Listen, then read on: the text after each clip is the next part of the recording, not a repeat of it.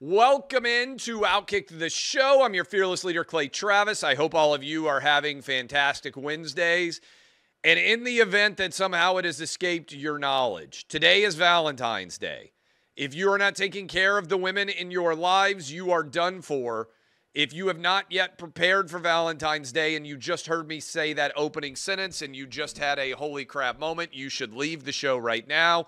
And you should make sure that you take care of Valentine's Day. Valentine's Day is at the absolute apex of days that women use to test men and find us lacking. Valentine's Day, her birthday, your anniversary, Mother's Day, New Year's Eve. These are the 5 days when disaster can befall any man, any relationship. Woe unto you if you are unprepared for any of those 5. Again, I beseech you, make sure that you have taken care of Valentine's Day. Only disaster can befall you now. You don't want to be the guy, and I've been the guy, who is trying to get in a restaurant tonight when all the other men made reservations months ago. You better suddenly pretend that you have been planning to cook for a long time, because no woman ever forgets if she is in the passenger seat driving from restaurant to restaurant trying to get into a table and you cannot get in, or you have to wait 2 hours, or you have to sit at the bar, she doesn't like that either, and eat there while everybody else is drinking. This is my last message to you, that you better take care of that. So Valentine's Day is here. And we got a lot of different stories to dive into. College football setting the playoff parameters, it appears, in the wake of the demise of the Pac-12. What is that going to look like? Travis Kelce apologizes for the Andy Reid bump. Chiefs were surprised the 49ers took the ball in overtime of the Super Bowl. Again, I've been saying since the moment it happened that I thought that was a strategic error by Kyle Shanahan. It definitely seems like it might have been. Bill Simmons, Pat McAfee firing shots back and forth at each other. What do we think about that? I've got a strong take on snow. A lot of you in the Northeast dealing with snow right now. Remote schooling on snow days is a sign that the apocalypse is near. It is unacceptable. We've got analysis on, I haven't talked yet about the Robert Hur special counsel report that dropped on Thursday afternoon, right as we finished Clay and Buck. You probably have heard me talk about it quite a bit on Clay and Buck, but I said yesterday I would talk about it. I haven't yet. I will give you my analysis there. My good friend Alyssa Milano raising money because she can't afford to go to Cooperstown, New York with her son's travel baseball team, but she could afford to take her son to the Super Bowl, where tickets cost over $10,000 each based on where she photographed herself and posted it on social media. We will discuss that. And I saw this and I couldn't believe it was real. A Democrat running for the Senate in California has the cure for all of the issues that anyone might have in America today. She says the minimum wage should be raised to $50 an hour. Really, $50 an hour. The average person, no matter the job, should make over $100,000 a year. This reminds me of how I used to think about the national debt. I will discuss all of that and more. But we begin with the college football playoff. Reports out there that ESPN is going to pay $1.3 billion a year to have the playoff between 2031 and 2032, a 6-year extension on that. And they still have to finalize what exactly the playoff is going to look like. You guys know I'm obsessed with college football. I believe that, and I've said this for a long time, so I think they're overthinking this. I would take the top 12 teams in the college football playoff rankings, 1 to 12, boom, that's what's going to happen. That's what should happen. Instead, they are going to take 5 conference champions, ACC, SEC, Big 12, and Big 10, plus the highest-rated non-Power 4 conference. Now the Pac-12 doesn't exist, and then the next 7 highest-ranked teams after that. I disagree with this. I think they are overcomplicating, needlessly complicating what the playoff should look like. 1 to 12, it's why you have the college football playoff rankings in the first place. Top 4 teams get a bye in the 1 to 12 rankings. 5 plays 12, 6 plays 11, 7 plays 10, 6 plays 11, whatever the math is on this. This is an easy solution, right? We don't need to needlessly complicate this. That's what they are doing. I am concerned. 7 plays 10, 8 plays 9, I think would be the way the math would go there. I would play, and I've been arguing this for a long time, they're going to go 1 to 12. That's what they should do. They should play every game on the campus of the highest seeded team except for the national championship game. I don't know why they're overthinking this. The NFL does a pretty good job. AFC, NFC championship games are at the highest seed, and then you sell the Super Bowl to the highest bidder. I just got back from Las Vegas. I imagine there would be a tremendous amount of cities that would bid to host the national championship game. I don't know why you wouldn't put every single game on campus except for the title game. Look, home field is great in the NFL. Home field is infinitely better on a college campus. And I know all of you out there who have been to games in the NFL and have been to games on a college campus would agree with me. There's no comparison to the quality of the environment on a college campus big Saturday game day with Sunday NFL action. And I'm fortunate I've been basically everywhere in the NFL. I've been to pretty much every major stadium at this point in college football. Having home field on a college campus is part of what makes the pomp, the circumstance, the pageantry of college football unique. I think they're overthinking it by trying to sort of put these games into the bowls. It's also complicated for travel. Think about this for a sec. You could have a situation. Let's say you're a dad out there. Say you're a mom. You want to follow your favorite team. They could be in the conference title game. They could lose the conference title game, and then they don't get a bye, and then they have to go on the road, let's say, for that first round. Then they have to go on the road for the next round. Then they have to go on the road for the next round. How many people out there, from a pure college football fan perspective, can actually afford to go on the road 4 times on short notice and have to go all over the country? I don't think there's that many people who can afford it. And to me, college football being able to grab the next generation is what college football does so well. Generational spanning tailgates. It's what's fabulous about college football, right? You go on a campus, you got a 5-year-old, you got a 35-year-old dad, you got a 70-year-old granddad, you might even have great-grandpa there. Multi-generations all sitting down, having a beer, having some food, getting ready for the game. It's relatively affordable still to be on a campus setting. But suddenly you have to get on 4 different airplane flights. You have to go all over the country on short notice. There aren't very many people who can afford to do all of this. And I just think it's unfortunate that we could be in that situation where everything could end up happening. By the way, I'm being told right now, give me a better source than this, that there's an issue at the Chiefs parade. Let me see if I can pull up. I always say that I want to make sure that when I'm doing a live show, that something really significant doesn't happen. So I appreciate the team out there being on top of this. So give me a pause right now to be reading this. The Kansas City Chiefs right now are obviously having their parade, and they have been celebrating to obviously their Super Bowl championship.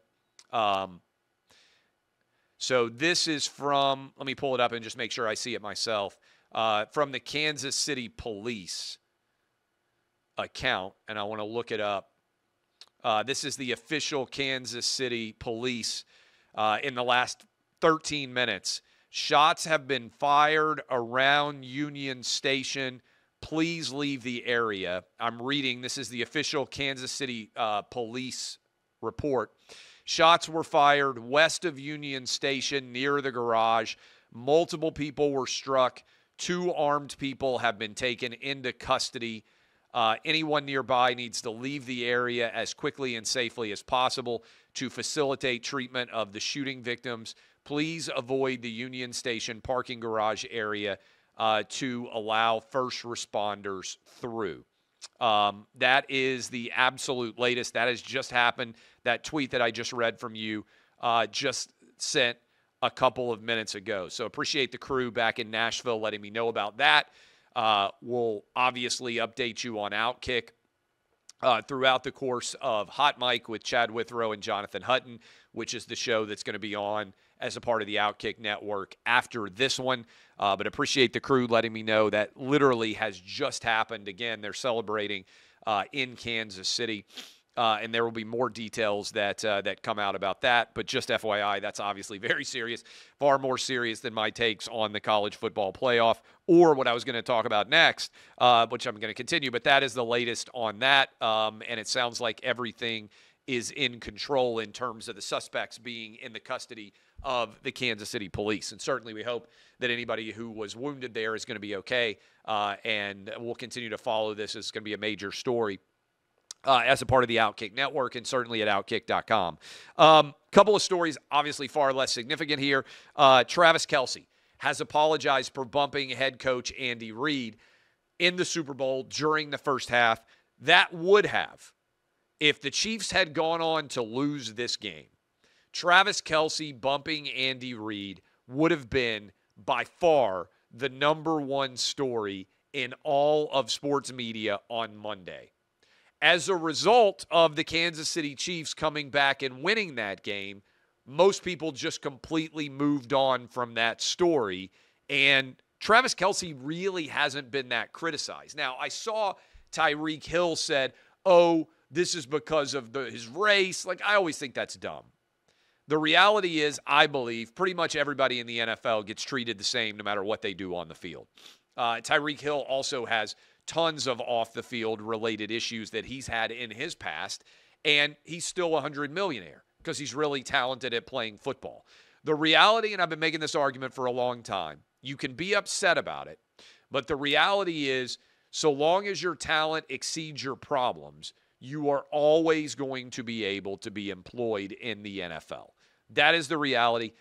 Travis Kelce, still very talented, and certainly played well down the stretch. But that would have been the number one story in media on Monday and Sunday night, I really do believe, if the 49ers had ended up winning there. We also have talked a lot about the analytics on what exactly went on with the decision by the San Francisco 49ers to take the ball. The Chiefs were surprised the 49ers took the ball. There's now video out of Patrick Mahomes running off the field, surprised they took the ball. If the Chiefs had won, the Chiefs were going to choose to take the ball second, which is what the right play was. And I don't know if Kyle Shanahan was unprepared for this. I don't know if he didn't know that each team was guaranteed a possession. It felt like they were scrambling to try and justify the decision to take the ball first by saying we would have gotten the ball third. But the reality is the Chiefs have since come out and said we would have gone for two, which is the reality. There's almost no way that this would go to a third possession. So I've said from the get-go, I just think Kyle Shanahan got it wrong. I think probably they weren't prepared for overtime, probably didn't know that the overtime rules had changed. And so I think they made the wrong choice from a win perspective as it goes to breaking all of this down. Again, from an analytics perspective, the Chiefs would have gone for two if they had needed to score a touchdown to tie. They weren't going to kick the extra point, risk missing it, which we saw the 49ers do, and then give the 49ers the ball without a chance to come back on their own side and be able to score. So all of that out there.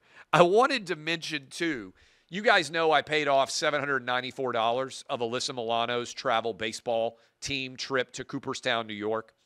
I was fortunate last summer. I went to Cooperstown, New York with my 12-year-old travel ball team. It was an awesome time. I'd never been to Cooperstown. We got to go to the Baseball Hall of Fame. My whole family was up there. tremendous trip. I encourage anybody who's a part of the travel baseball community to make that trip. But as you break all of this down, Alyssa Milano is worth $15 or $20 million minimum. She drives a $200,000 car. She's got a multi-million-dollar mansion. Now, I know Bidenomics has a lot of people struggling out there.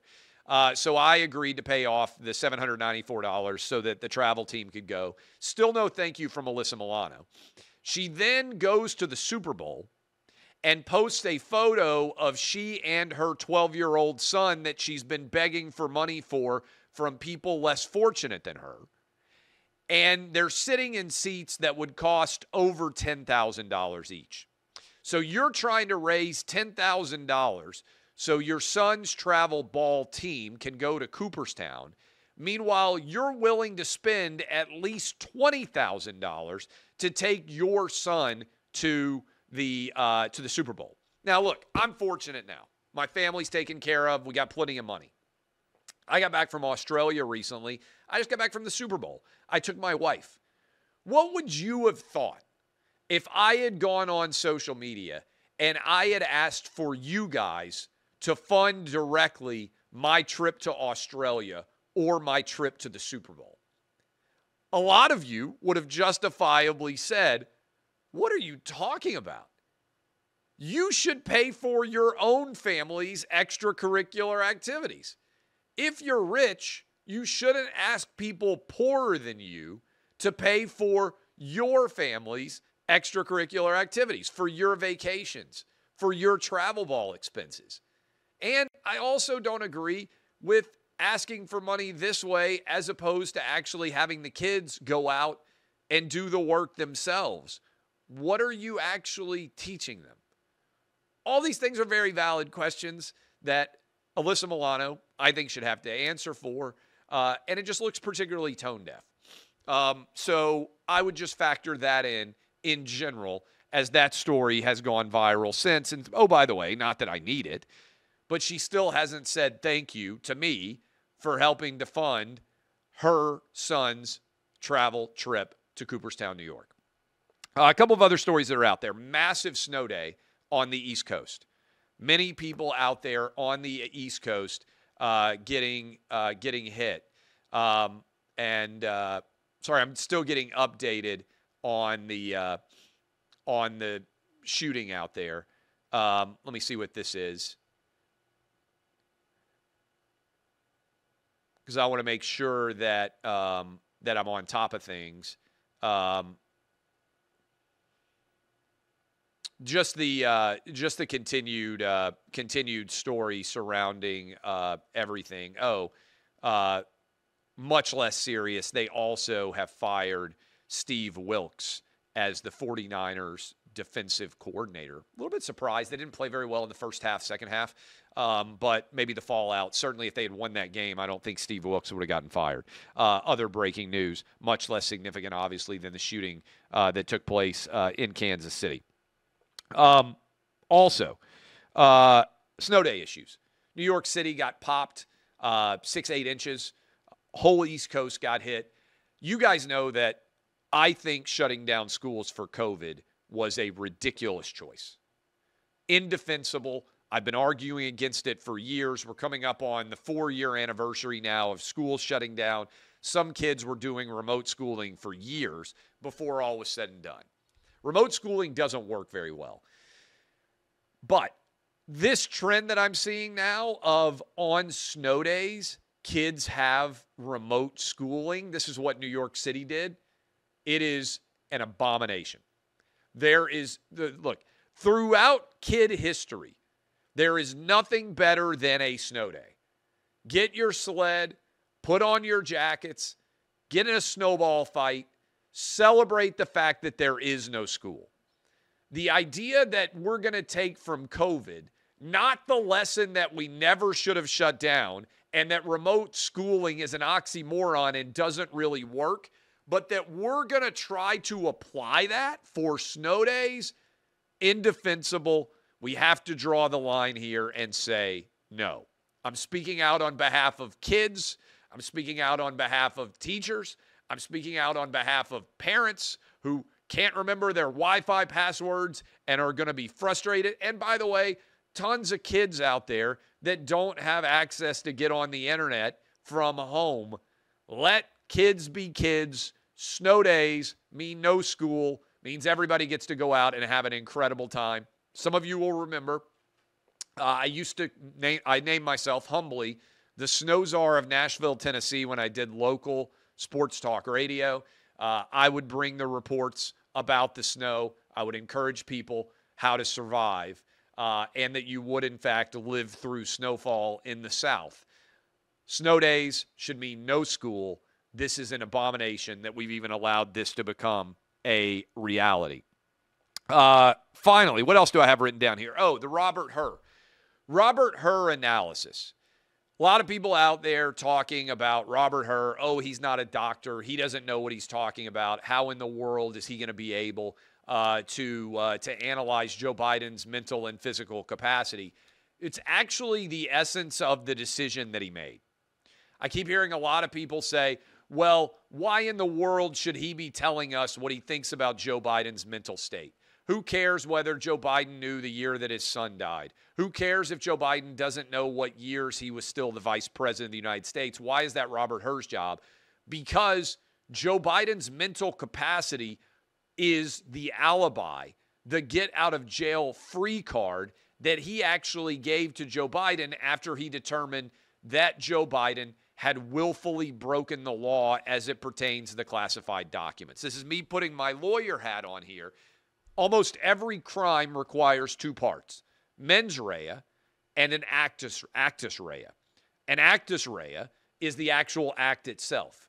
The mens rea is the intent to commit the crime.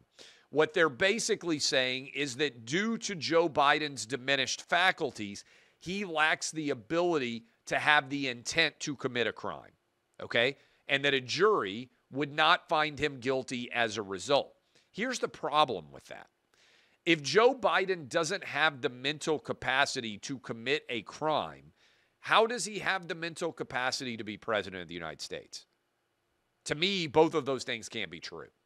If you can't be convicted of committing a crime because a jury wouldn't believe that you have the mental ability to commit that crime, then how in the world are you able to argue that you have the mental capacity to be president? But for people out there who are saying, why in the world did Robert Herr put that in? Otherwise, he would have probably had to charge Joe Biden with felonies.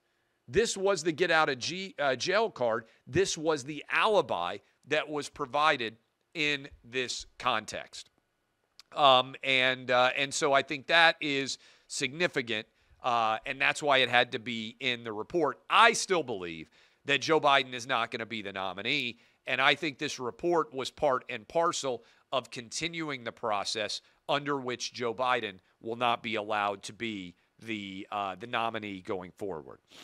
Finally, we've got a battle going on in sports media. A battle royale. You guys know I love covering all of these tempests, turmoil that exists out there. Pat McAfee, who is on ESPN now, has been firing back and forth with Bill Simmons, who's a part of The Ringer. I believe Bill Simmons sold The Ringer to Spotify a while ago, and Simmons has a very popular podcast. I know Simmons. I know McAfee. I like both of these guys. I don't know either one of them super well. Like, I haven't been out drinking with them, or I haven't been out to dinner with them or anything like that. So I'm not claiming that I'm a close personal friend here. But I think really what the conflict is emblematic of is I do think Simmons has got the back of Jimmy Kimmel. And I do think there's tension between Jimmy Kimmel and Pat McAfee. But I also think this goes to a divergent opinion in terms of sports media. Simmons, whatever you think of him, is probably a lot like me. We got a lot of opinions. I give you opinions on today. Snow days and how we should handle them. Alyssa Milano and how she should be making decisions about her travel ball team and whether she's a huge hypocrite, which, by the way, she is. What should the college football playoff look like? What about Travis Kelce's bump of Andy Reid? the poor decision, in my opinion, by the 49ers not to take the ball to start off overtime. Every one of these opinions, also Valentine's Day, and how many different days are designed for men to get things screwed up. That's just on this show. It doesn't count the 3 hours of opinions I gave you on Clay and Buck. You can agree or disagree with me on everything. I am just one opinion after another. That's what my job is. Bill Simmons is an opinion guy. A lot of those opinions end up being right. A lot of those opinions end up being wrong. But you listen to him for his opinions. McAfee seems to me to be, and I don't watch his show because it's on at the same time as mine, McAfee seems to be more of a guy who has guests on and they give opinions. And so this conflict is over basically, hey, what is the job of sports media? Simmons is a super opinion guy. McAfee, to my experience, does not seem to be a super opinion guy. And I think also probably layered in there is McAfee seems to have complete autonomy to do whatever the hell he wants at ESPN. And Simmons felt like he was constantly being managed and being berated for some of the choices that he made and suspended sometimes for some of those takes. So I think that's probably in conjunction also with the Jimmy Kimmel angle where this tension is coming from. I just kind of find it entertaining. Nobody feuds with me anymore. Like every now and then Keith Olbermann will fire away at me. There was a day back when people would take shots at me all the time. Now OutKick has gotten so big and we've gotten into spats so many times over the last decade. There's almost nobody out there that has an audience of my size that ever says anything negative about me at all. Maybe I miss it. Maybe I'm wrong. Maybe there's like tons of people out there with millions of followers that are constantly taking shots at me. I just don't see it. And I think that's because OutKick's gotten so bad and you guys are so active on social media that by and large, you'll get deluged. Now, well, I guess somebody on McAfee's show took a shot at me over Aaron Rodgers being on the show. Maybe that was the last time somebody took a shot. I'm like America's sweetheart now. Everybody loves me. It's a strange position to be in. Everywhere I go, all I get is praise.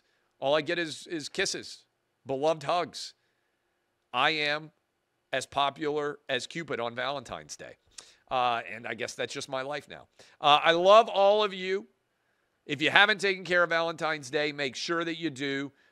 Certainly at OutKick, I'll be on with the Hot Mic guys here in a little bit.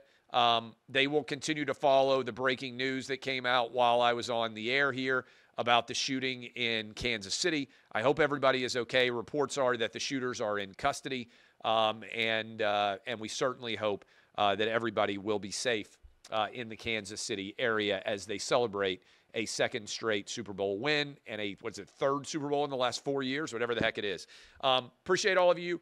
DBAP unless you need to SBAP. I am Clay Travis. This has been OutKick the show. Same time tomorrow, reminder. I'll also, like I said, be on with Withrow and Hutton on Hot Mic. And then I'll be on tomorrow. And then I'm headed down to Florida with my family for whatever it's called now, midwinter break. Now we got winter break, midwinter breaks, spring breaks. Kids are never in school. They got it good. I'll see you guys tomorrow.